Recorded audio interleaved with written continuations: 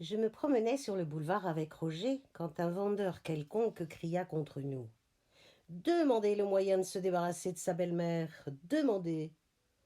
Je m'arrêtai net et je dis à mon camarade: Voici un cri qui me rappelle une question que je veux te poser depuis longtemps. Qu'est-ce donc que ce moyen de Roger dont ta femme parle toujours? Elle plaisante là-dessus d'une façon si drôle et si entendue qu'il s'agit pour moi d'une potion au cantaride dont tu aurais le secret. Chaque fois qu'on cite devant elle un jeune homme fatigué, épuisé, essoufflé, elle se tourne vers moi et dit en riant: Il faudrait lui indiquer le moyen de Roger.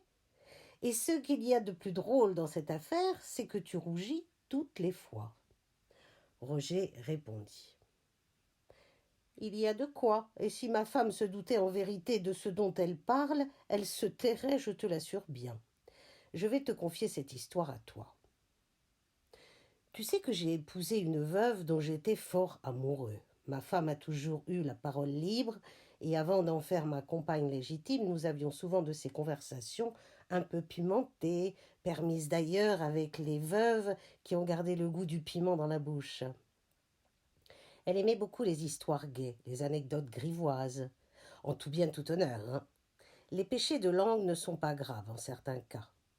Elle est hardie, moi je suis un peu timide, et elle s'amusait souvent, avant notre mariage, à m'embarrasser par des questions ou des plaisanteries auxquelles il ne m'était pas facile de répondre. Du reste, c'est peut-être cette hardiesse qui m'a rendu amoureux d'elle.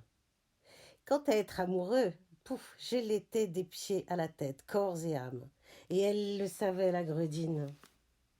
Il fut décidé que nous ne ferions aucune cérémonie, aucun voyage. Après la bénédiction à l'église, nous offririons une collation à nos témoins, puis nous ferions une promenade en tête-à-tête dans un coupé et nous reviendrions dîner chez moi, rue du Helder. Donc, nos témoins partis, nous voilà montant en voiture et je dis au cocher de nous conduire au bois de Boulogne. C'était à la fin de juin, il faisait un temps merveilleux. Dès que nous fûmes seuls, elle se mit à rire. Mon cher Roger, dit-elle, c'est le moment d'être galant. Voyons comment vous allez vous y prendre. Interpellée de la sorte, je me trouvai immédiatement paralysée.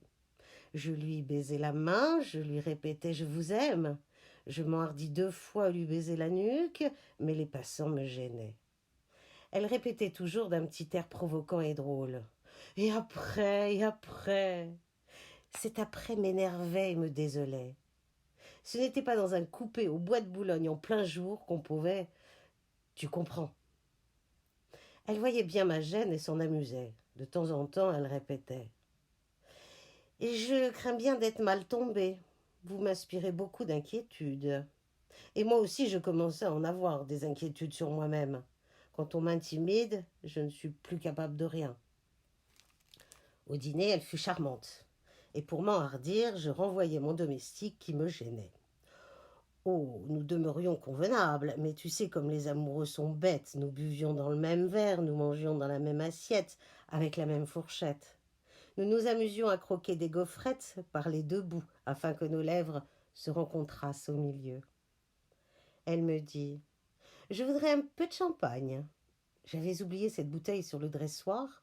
Je la pris, j'arrachai les cordes et je pressai le bouchon pour le faire partir. Il ne sauta pas. Gabriel se mit à sourire et murmura: « Mauvais présage. » Je poussai avec mon pouce la tête enflée du liège. Je l'inclinai à droite, je l'inclinai à gauche, mais en vain, et tout à coup je cassai le bouchon au ras du verre. Gabriel soupira. « Mon pauvre Roger !» Je pris un tire-bouchon que je vissai dans la partie restée au fond du goulot. Il me fut impossible ensuite de l'arracher. Je dus rappeler Prosper. Ma femme, à présent, riait de tout son cœur et répétait: « Ah bien, ah bien, je vois que je peux compter sur vous. » Elle était à moitié grise. Elle le fut aux 3/4 après le café. La mise au lit d'une veuve n'exigeant pas toutes les cérémonies maternelles nécessaires pour une jeune fille, Gabrielle passa tranquillement dans sa chambre en me disant: « Fumez votre cigare pendant un quart d'heure. » Quand je la rejoignis, je manquais de confiance en moi, je l'avoue. Je me sentais énervée, troublée, mal à l'aise. Je pris ma place d'époux. Elle ne disait rien. Elle me regardait avec un sourire sur les lèvres, avec l'envie visible de se moquer de moi. Cette ironie, dans un pareil moment, acheva de me déconcerter et, je l'avoue, me coupa bras et jambes. Quand Gabrielle s'aperçut de mon embarras, elle ne fit rien pour me rassurer, bien au contraire. Elle me demanda d'un petit air indifférent: Avez-vous tous les jours autant d'esprit? Je ne pus m'empêcher de répondre: Écoutez, vous êtes insupportable. Alors elle se mit à rire, mais à rire d'une façon immodérée, inconvenante, exaspérante. Il est vrai que je faisais triste figure et que je devais avoir l'air fort sot. De temps en temps, entre deux crises folles de gaieté, elle prononçait en étouffant: Allons, du courage, un peu d'énergie, mon pauvre ami. Puis elle se remettait à rire si éperdument qu'elle en poussait des cris. À la fin, je me sentis si énervé, si furieux contre moi et contre elle, que je compris que j'allais la battre si je ne quittais point la place. Je sautai du lit, je m'habillai brusquement avec rage sans dire un mot. Elle s'était soudain calmée, et comprenant que j'étais fâché, elle demanda: Qu'est-ce que vous faites? Où allez-vous? Je ne répondis pas et je descendis dans la rue. J'avais envie de tuer quelqu'un, de me venger, de faire quelque folie. J'allais devant moi à grands pas et brusquement la pensée d'entrer chez des filles me vint dans l'esprit. Qui sait? Ce serait une épreuve, une expérience, peut-être un entraînement. En tout cas, ce serait une vengeance. Et si jamais je devais être trompé par ma femme, elle l'aurait toujours été d'abord par moi. Je n'hésitai point. Je connaissais une hôtellerie d'amour non loin de ma demeure, et j'y courus, et j'y entrai, comme font ces gens qui se jettent à l'eau pour voir s'ils savent encore nager. Je nageais, et fort bien, et je demeurai là longtemps, savourant cette vengeance secrète et raffinée. Puis je me retournai dans la rue à cette heure fraîche où la nuit va finir. Je me sentais maintenant calme et sûr de moi, content, tranquille, et prêt encore, me semble-t-il, pour des prouesses. Alors je rentrai chez moi avec lenteur, et j'ouvris doucement la porte de ma chambre. Gabrielle lisait, accoudée sur son oreiller. Elle leva la tête et demanda d'un ton craintif: Vous voilà? Qu'est-ce que vous avez eu? Je ne répondis pas, je me déshabillai avec assurance, et je repris en maître triomphant la place que j'avais quittée en fuyant. Elle fut stupéfaite et convaincue que j'avais employé quelque secret mystérieux.